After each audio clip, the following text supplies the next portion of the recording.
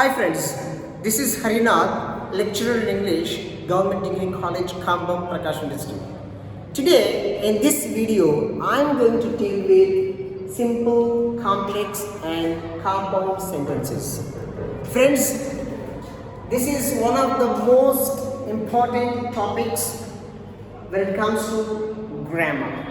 And this topic is quite useful for those who want to have good command over writing skills.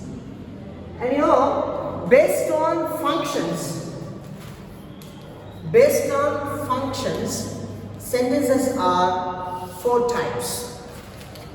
Based on functions, sentences are four types. They are assertive sentence, interrogative sentence,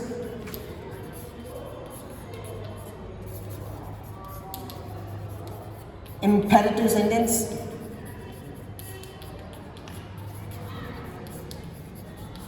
and exclamatory sentence.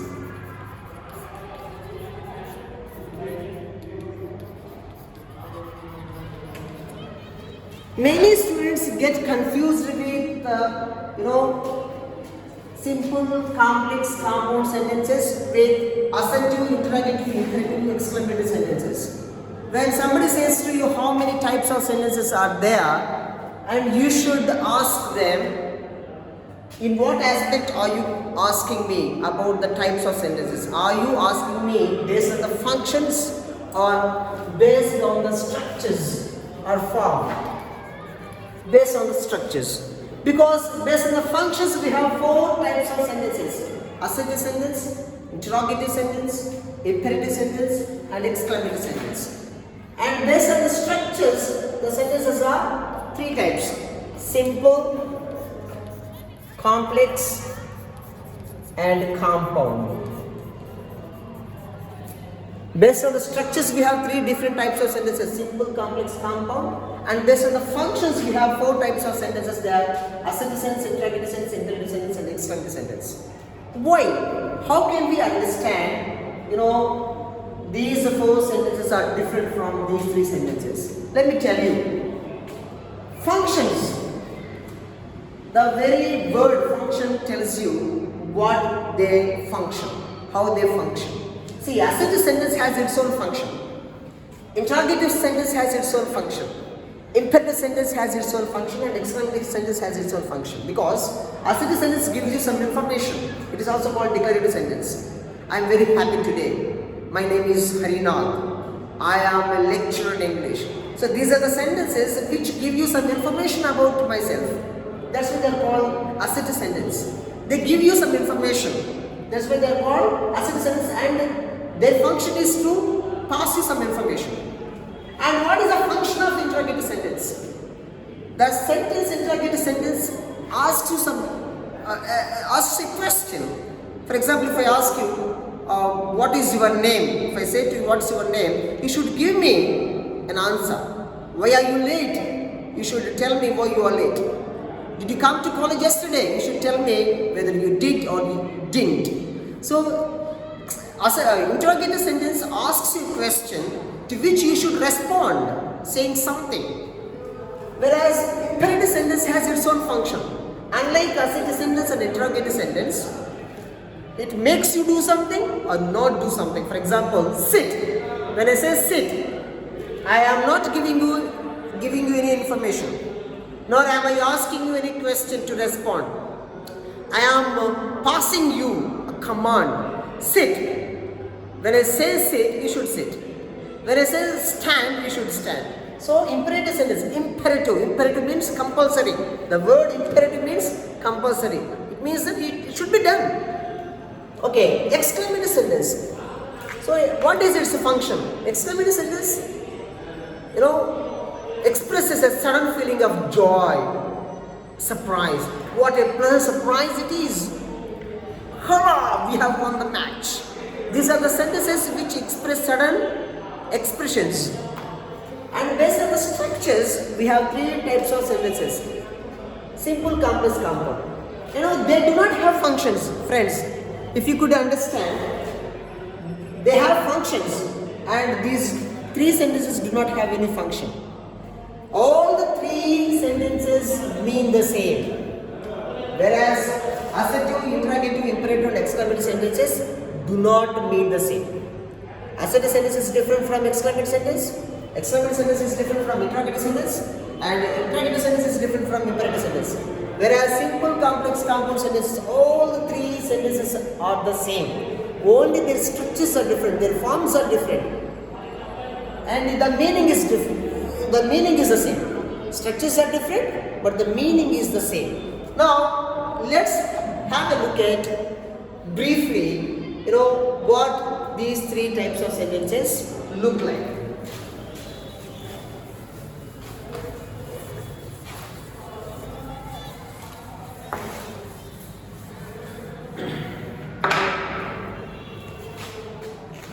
Assertive sentence, simple sentence, complex sentence, and compound sentence.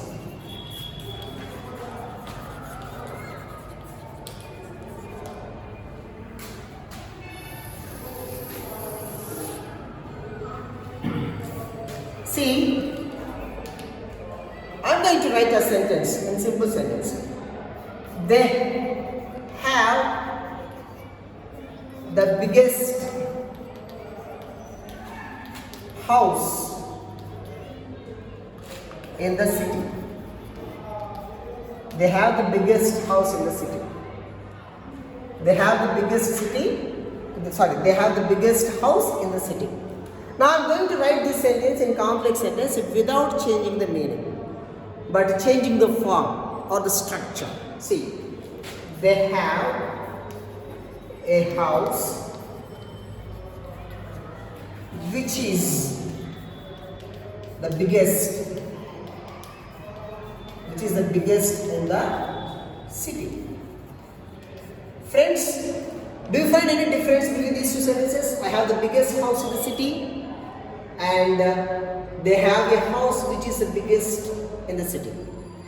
In fact, there is no difference. Only the structures are different. It is in simple sentence and it is complex sentence. Let's go further a little later into the other details. Compound sentence. Without changing the meaning of this sentence, I am going to express this in the compound sentence. See how it's going to be. Now, they have a house. They have a house, and it is the biggest. It is the biggest one or house. You can either say the biggest one or the biggest house, or you can leave it, which is and is the biggest in the city. Now let's have a look at all the three sentences once again. They have the biggest city. They have the biggest house in the city. They have a house which is the biggest in the city. They have a house and it is the biggest in the city. All the three sentences mean the same. There is no difference among these three sentences in terms of meaning, friends. But in terms of form or the structure, there is a lot of disparity between every two sentences. Here, let's deduce the rules. It has only one subject. So it has only one subject. That is they. So simple sentence has only one subject and it has only one finite verb. Finite verb has only one finite verb. Finite verb. What is a finite verb? Finite verb is a verb which denotes the tense of a sentence. See, based on this verb, I can say it is in the present tense. Present simple. They have the biggest house in the city. Good. This is a finite verb. So a simple sentence contains only one subject and only one finite verb, and it has phrases. It has phrases. Phrase is a group of words without a subject and without a finite verb, and it conveys some meaning, but it's not complete in its sense. So it can have any number of phrases, friends, and it has no tense. It has no tense, and it contains only. It has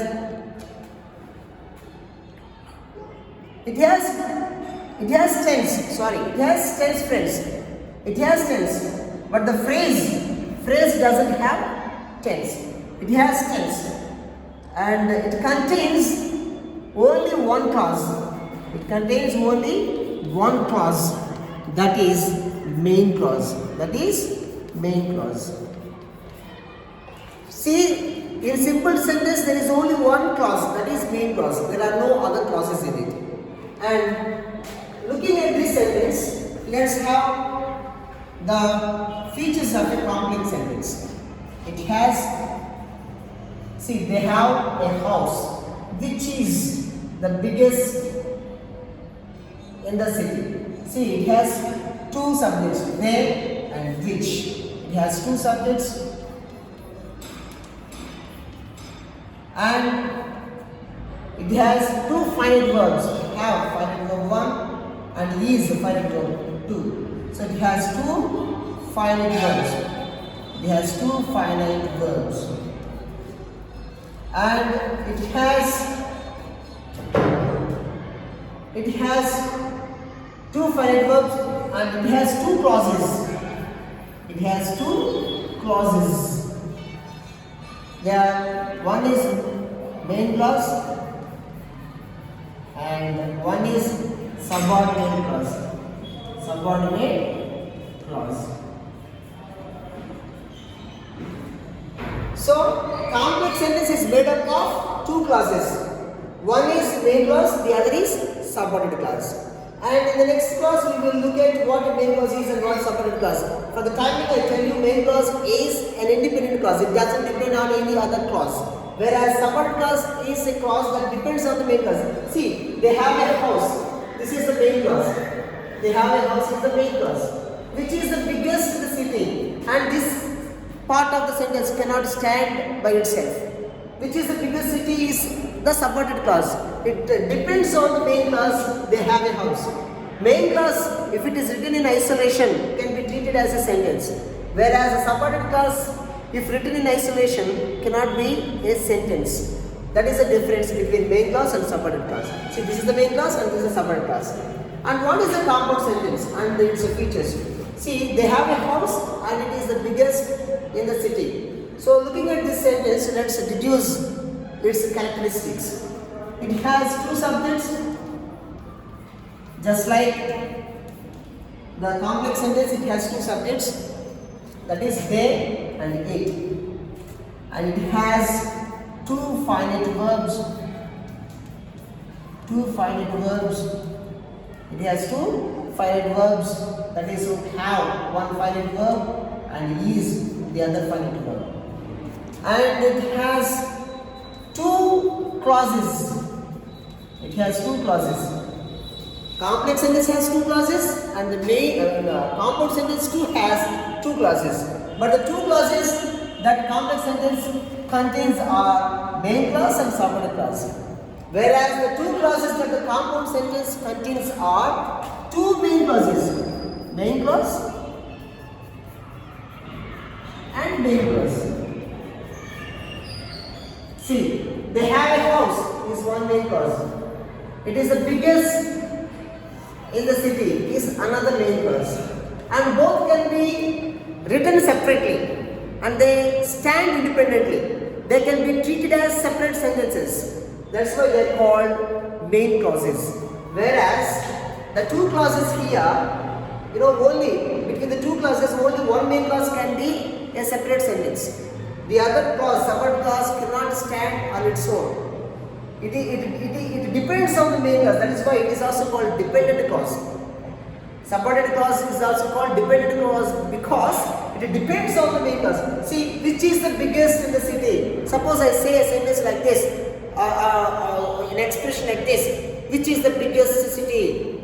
It may give you different meanings. and you cannot understand it's a sentence. I am talking about the house that they have. So they have a house. Okay, they have a house. It can be written in isolation.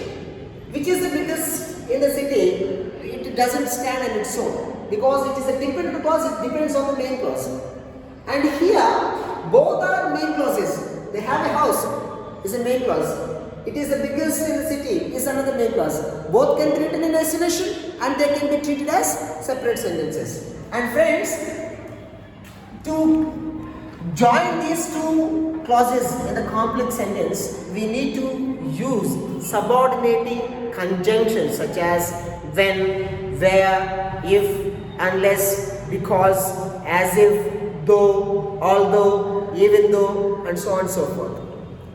And to join these two main clauses in the compound sentence, we need to use coordinating conjunctions such as for, and, but, yet, or nor, etc.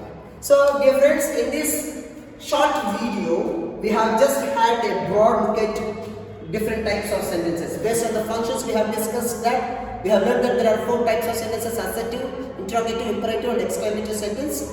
And based on the form or the structure, we have 3 different sentences: simple, complex and compound sentence. And we have had an example under each category, and we have also discussed the characteristics of each type of sentence. And the next video we will have a few more examples and also try to learn how to change one sentence from simple sentence into complex sentence or from complex sentence into compound sentence and so on and so forth. Thank you friends.